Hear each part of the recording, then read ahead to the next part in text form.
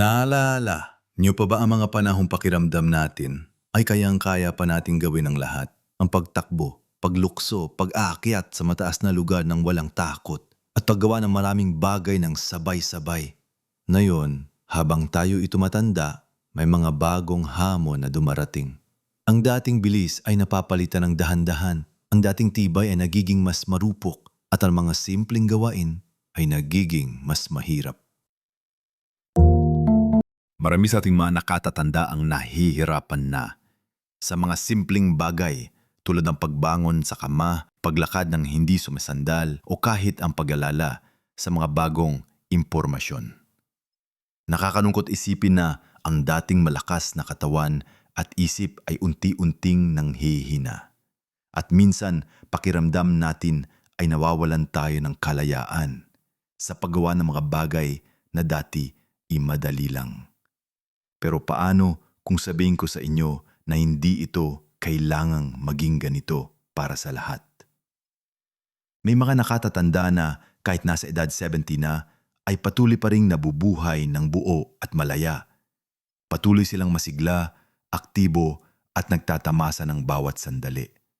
Ano kaya ang sikreto nila? Sa video na ito, tatalakay natin ang 5 mahahalagang kakayahan na ayon sa mga eksperto sa kalusugan ay tanda na ikaw ay nananalo sa buhay kahit nasa edad 70 na. Ito ay mga kakayahang nagpapakita ng malusog na katawan at isip at magandang kalidad ng buhay na nararapat nating panatilihin at pagyamanin. Kaya't manatili kayong nakatutok hanggang sa huli dahil may isang bagay na ibabahagi ako na siguradong ikagugulat ninyo at magbibigay ng inspirasyon.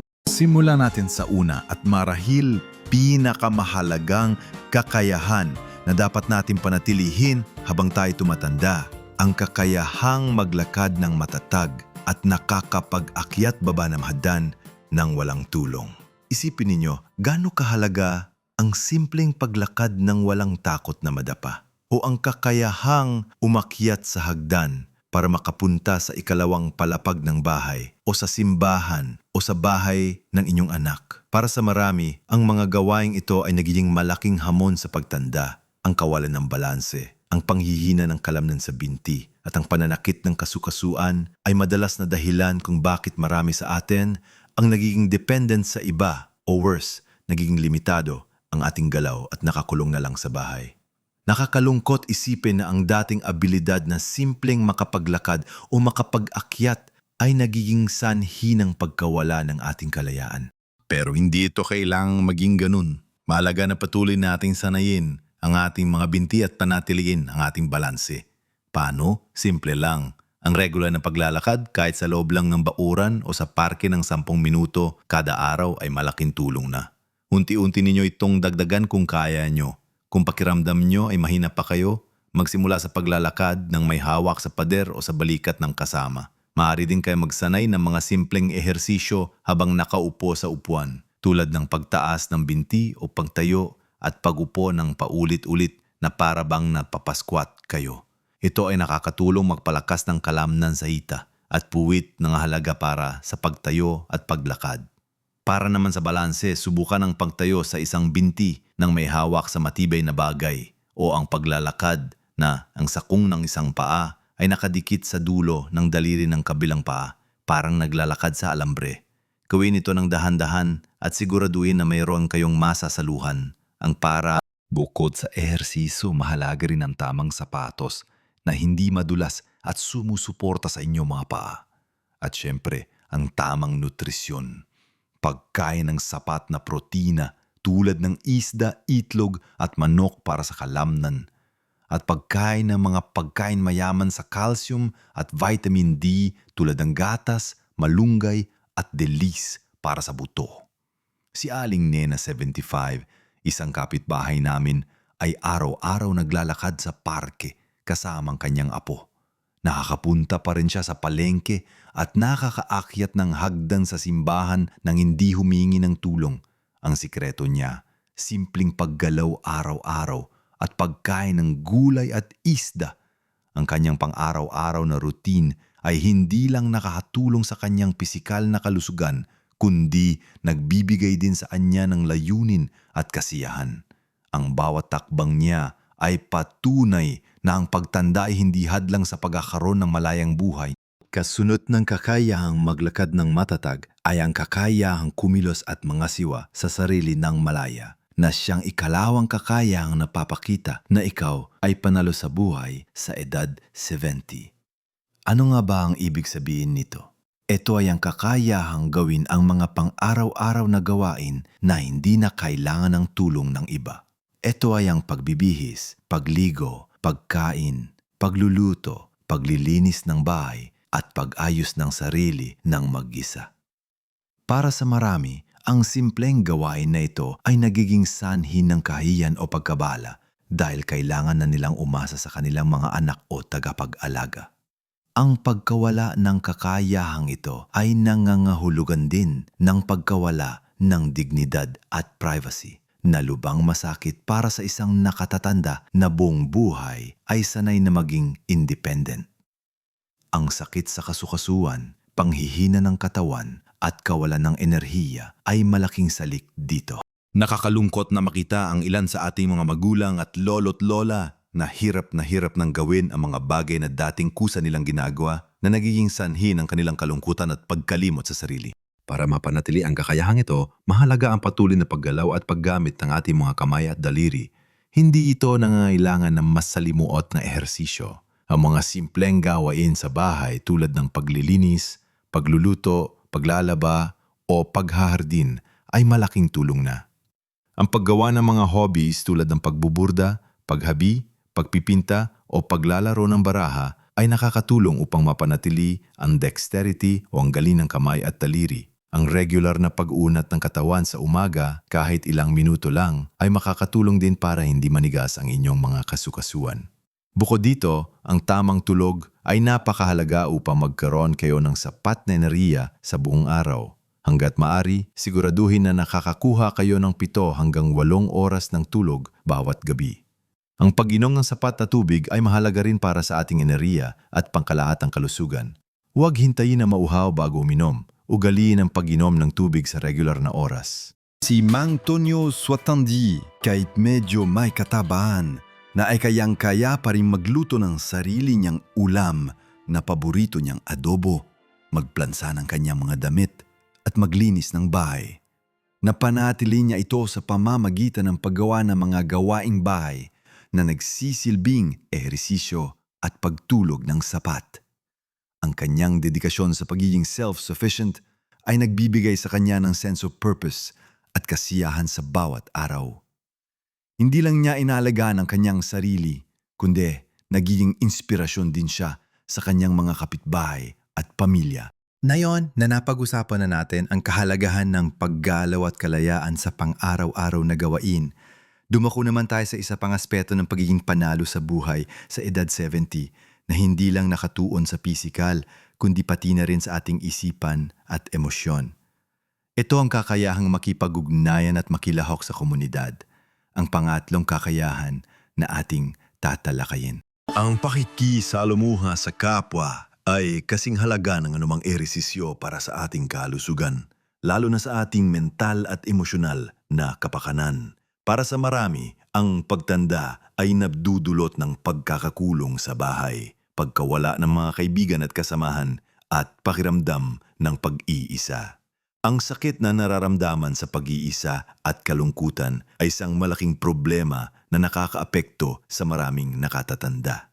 Kapag ang isang tao ay nakahiwalay sa lipunan, mas mataas ang tsansa na magkaroon sila ng depresyon, pagkabalisa at maging cognitive decline o paghina ng memory. Ang kawalan ng pakikisalamuha ay mas masama pa sa kalusugan kaysa sa paninigarilyo, ayon sa ilang pag-aaral. Nakakalungkot na isipin na ang ating mga magulang o lolo't lola ay nagtatago na lamang sa kanilang silid at unti-unting nawawalan ng gana sa buhay dahil sa pag-iisa. Para manatiling aktibo sa lipunan, hindi kailangan ng malaking pagbabago sa lifestyle. Maaari kayong sumali sa mga senior citizen group sa inyong barangay o simbahan. Kadalasan, may mga aktibidad silang inihahanda tulad ng Zumba, choir, Bible study o mga simpleng get-together. Ang pagbaboluntaryo para sa isang advokasya na malapit sa inyong puso ay isa ring magandang paraan para makipag-ugnayan at makaramdam ng layunin. Kung hindi kayo makaalabas, ang regular na pakikipag-usap sa telepono o video call sa inyong mga anak, apo, kamag-anak at kaibigan ay napakahalaga. Ang simpleng tawag lang sa telepono para manggumusta ay malaking bagay na para sa isang nakatatanda. Maaari din kayong mag-aral ng bagong kasanayan tulad ng paggamit ng internet, pagtugtog ng instrumento o pagluluto ng bagong recipe. Ang mga gawaing ito ay nagbibigay ng pagkakataon para makakilala ng bagong tao at panatiling aktibo ang inyong isip. Si Lola Remedios, Pumi Uzemandei, ay artibong miyembro ng kanilang Senior Citizen Association, sumasali siya sa mga Zumba class, choir, at nagtuturo pa nga ng paghabi ng banig sa mga kabataan sa kanilang lugar. Ang kanyang social circle ang napapanatili sa kanya na masigla at may gana sa buhay. Hindi lang siya nakakakuha ng suporta at saya mula sa kanyang mga kaibigan, kundi nagbibigay din siya ng inspirasyon at kaalaman sa iba. Ang kanyang buhay ay patunay na ang pagtanda ay pagkakataon para mas palawakin pa ang ating ugnayan sa kapwa. Ngayon na napag-usapan natin ang kahalagahan ng pakikisalamuha, tumuko naman tayo sa ika-4 na kakayahan na mahalaga para sa ating pangkalahatang kalusugan at kagalingan. Ang kakayahang magkaroon ng malusog na ganang kumain at maayos na panunaw. Marahil ay iniisip ninyo, kahit sino naman ay kayang kumain, bakit ito kasama sa listahan? Ang totoo, hindi lang basta ang kakayang kumain ng mahalaga, kundi ang kakayahang kumain ng masustansya at walang problema sa panunaw. Para sa marami sa ating mga nakatatanda, ang gana sa pagkain ay nababawasan o kaya nagkakaroon sila ng mga problema sa panunaw tulad ng hirap sa pagdumi o pagtatay. Ang mga problemang ito ay maaaring magdulot ng malnutrisyon, panghihina ng katawan at pagbaba ng resistensya. Nakakalungkot na makita ang isang matanda na nanghihina dahil sa kakulangan ng sustansya o kaya ay nahihirapan sa pagdumi na nagdudulot ng pananakit at discomfort. Ang pagiging malnourished ay hindi lang nagpapahina sa katawan, kundi nakakapekto rin sa isip at enerhiya. Ang isang matanda na walang gana kumain ay parang isang halaman na walang dilig, unti-unting nalalanta. Upang mapanatili ang malusog na gana at maayos na panunaw, mahalagang pagtuon sa tamang nutrisyon. Ang ating mga katawan ay nangangailangan ng sapat na bitamina, mineral at protina. Pagkain ng sariwang gulay tulad ng malunggay, ampalaya, saluyot at kangkong ay napakahalaga. Hindi lang ito mayaman sa fiber na makakatulong sa panunaw, kundi puno rin ito ng bitamina. Kumain din ng lean protein tulad ng isda, manok at itlog. Ang isda, lalo na ang mga mayaman sa omega-3 tulad ng sardinas at tuna, ay maganda para sa puso at utak. Mahalaga rin kumain ng mga pagkain mayaman sa fiber tulad ng brown rice, oats at prutas. Uminom ng sapat na tubig araw-araw, mga 8 hanggang 10 baso dahil ang dehydration ay isa sa mga pangunahing sanhi ng constipation. Mahalaga ring siguraduhin na maayos ang inyong mga ngipin o pustiso dahil kung nahirapan kayong ngumuya, hindi ninyo mai-enjoy ang pagkain at hindi rin ito matutunaw ng maayos. Ugaling kumain ng dahan-dahan, ngumunguya ng mabuti at iwasan ang pagkain ng masyadong matatamis, mamantika at processed foods. Para kay Manang Leti 73, ang pagkain ay joy, pero hindi lang basta pagkain, kundi masustansya. Araw-araw siyang kumakain ng gulay, isda at mayaman sa fiber na pagkain. Bihira siyang magkaproblema sa panunaw at puno siya ng enerhiya dahil sa tamang nutrisyon. Ang kanyang regular na pagkain ng sariwang gulay mula sa kanyang bakuran at isda mula sa palengke ay nagpapatunay na ang simpleng pagkain ay sapat na para maging malusog at masigla sa pagtanda.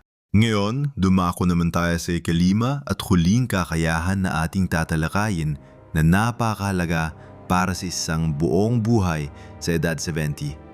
Ang kakayahang maprotektahan ang memorya at manatiling matatas ang isip. Ito ang kakayahang mag-isip ng malinaw, alalahanin ang mga pangyayari, matuto ng bagong impormasyon at makagawa ng desisyon. Ito ang pundasyon ng ating kalayahan at dignidad. Ang sakit na Alzheimer's at iba pang uri ng demensya ay lumalaganap sa mga nakatatanda na nagdudulot ng matinding paghihirap hindi lang sa pasyente kundi pati na rin sa kanilang pamilya. Nakakalungkot na makita ang isang magulang na hindi nakilala ang kanyang mga anak o nakalimutan na ang mga mahalagang alaala. Ang pagkawala ng memorya ay hindi lang tungkol sa pagkalimot ng pangalan, kundi ang pagkawala ng kakayahang mamuhay ng independent. Ito ang pinakamalaking takot na marami sa ating mga nakatatanda. Para mapanatili ang talasang ating isip, mahalaga na patuloy natin itong sanayin. Ang utak, tulad ng kalamnan, ay nangangailangan ng regular na ehersisyo. Gawin ang mga mental challenge tulad ng paglutas ng crossword puzzle, sudoku o mga laro sa cards tulad ng tongits o mahjong. Basahin ang dyaryo, mga libro o manood ng documentaries na nagbibigay ng bagong kaalaman. Subukang matuto ng bagong kasanayan tulad ng paggamit ng smartphone o computer, pagtugtog ng instrumento o pag-aaral ng bagong wika. Ang social interaction na nabanggit natin kanina ay isa ring mahalagang bahagi ng pagpapanatili ng mental na talas. Dahil ang pakikipag-usap at pakikipagpalitan ng ideya ay nakakapagpukaw ng utak. Ang sapat na tulog ay mahalaga rin dahil habang natutulog tayo, nagre-recover ang ating utak at pinipino ang ating mga alaala. Ang pag-manage ng stress ay mahalaga din dahil ang matining stress ay nakakasama sa ating utak. Subukan ng mga relaxing activities tulad ng pagbumuni-muni, pagdarasal o pakikinig sa musika. Ang pagkain na maganda para sa utak ay ang mga mayaman sa omega-3 fatty acids tulad ng isda at mga antioxidants mula sa prutas at gulay tulad ng berries, buko at kalamansi. Si Lolo Ben 79 ay sikat sa kanilang barangay dahil sa kanyang matalas na isip. Mahilig siya magbasa ng dyaryo, magsagot ng crossword puzzle at magkwento ng mga lumang karanasan ng detalyado na para bang nangyari lang kahapon. Napanatili niya ang kanyang talas sa pag-aaral ng bagong wika online at paglalaro ng board games kasama ang kanyang mga apo tuwing linggo. Ang kanyang buhay ay patunay na ang utak ay kaya magpatuloy na matuto at lumago basta at binibigyan natin ito ng tamang stimulasyon at pangangalaga. Ngayon na napag-usapan na natin ang 5 mahahalagang kakayahan na nagpapakita ng tunay na pagwawagi sa buhay sa edad 70 at kung paano natin ito mapapanatili. Ang kakayahang maglakad ng matatag at umakyat ng hagdan ng walang tulong, ang malayang paggalaw at pangangasiwa sa sarili sa pang-araw-araw na gawain, ang pakikisalamuha sa kapwa at pakikilahok sa komunidad, ang pagkakaroon ng malusog na gana at maayos na panunaw, at ang pagpapanatili ng matalas na isip at memorya. Ang mga ito ang tunay na sukatan ng isang buo at masaganang buhay sa edad 70 at pataas. Ang mga kakayahang ito ay hindi lang nagbibigay sa atin ng kalayaan, kundi nagdudulot din ng kaligayahan at kapayapaan ng loob. Hindi ito imposible makamit mga kaibigan. Hindi kailangan ng malaking pagbabago para magsimula. Sa katunayan, ang bawat maliit na hakbang na gagawin ninyo ngayon ay malaking ambag na sa inyong kinabukasan. Isipin ninyo, ang paglalakad lang ng 10 minuto araw-araw, ang pagdaragdag ng isang tasa ng gulay sa inyong pagkain tulad ng malunggay sa inyong tinola, ang pagtawag sa isang kaibigan minsan sa isang linggo, o ang paglutas ng isang simpleng puzzle. Maliliit na bagay na ito, pero ang epekto sa inyong kalusugan at kaligayahan ay napakalaki. Hindi ito karera, ito ay paglalakbay. May mga araw na mahirap, may mga araw na madali. Pero ang mahalaga ay hindi tayo sumusuko at patuloy tayong gumagawa ng paraan para mapabuti ang ating sarili. Ang pinakamalaking tagumpay sa buhay ay hindi ang pagkakaroon ng maraming kayamanan, kundi ang pagkakaroon ng kalusugan at kakayahang patuloy na magtamasa ng buhay sa bawat yugto nito. At ito ang bagay na marahil ikagugulat nyo. Ayon sa mga health experts, ang pinakamahalagang salik sa lahat ng ito ay hindi lang ang pisikal na aspeto, kundi ang positibong pananaw sa buhay. Ang pagkakaroon ng pag-asa, kagalakan at kakayahang magpatawad at magmahal ay kasing halaga kung hindi man mas mahalaga sa anumang ehersisyo o pagkain na ating ginagawa. Ang isang positibong pananaw ay nakakapagpababa ng stress, nakakapagpabuti ng tulog, nakakapagpalakas ng immune system at nagbibigay sa atin ng motibasyon para alagaan ng ating sarili. Kapag masaya ang ating kalooban, mas madali nating magagawa ang mga bagay na mahalaga para sa ating kalusugan. Sa ating kulturang Pilipino, ang pagiging masayahin, ang pagdarasal, ang pagkakaroon ng malapit na ugnayan sa pamilya at kapitbahay, at ang kakayahang tumawa sa gitna ng pagsubok ay malaking bahagi ng ating pagiging matatag. Ito ang tunay na pampalakas ng loob at ng ating immune system. Kaya huwag ninyong kalimutan, habang inalagaan natin ang ating katawan, halagaan din natin ang ating puso at isipan. Ang kagalakan sa puso ay nakapagpapagaling ng kaluluwa. Ngayon, Nes, kung marinig ang inyong mga karanasan, ano sa tingin ninyo ang pinakamahalagang kakayahan na dapat panatilihin sa pagtanda? Mayroon ba kayong mga personal na sikreto o tips na gusto nyong ibahagi sa ating komunidad? I-type lang po sa comment section sa ibaba at siguradong babasahin kong bawat isa. Ang inyong mga kwento at payo ay malaking inspirasyon sa iba. Kung nagustuhan ninyo ang video na ito at nakita niyo ang kapaki-pakinabang ang mga ibinahagi natin, huwag kalimutang i-like ang video na ito. Ang pag-like ninyo ay malaking tulong sa amin para maabot ang mas maraming nakatatanda na nangailangan ng ganitong impormasyon at inspirasyon.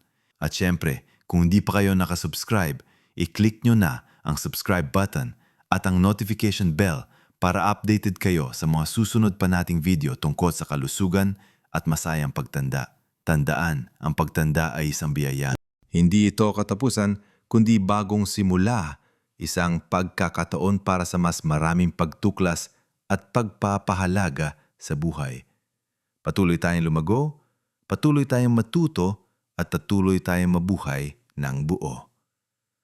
Buhayin ang pinakamahusay na buhay sa bawat edad hanggang sa muli at pagpalain tayo ng Diyos.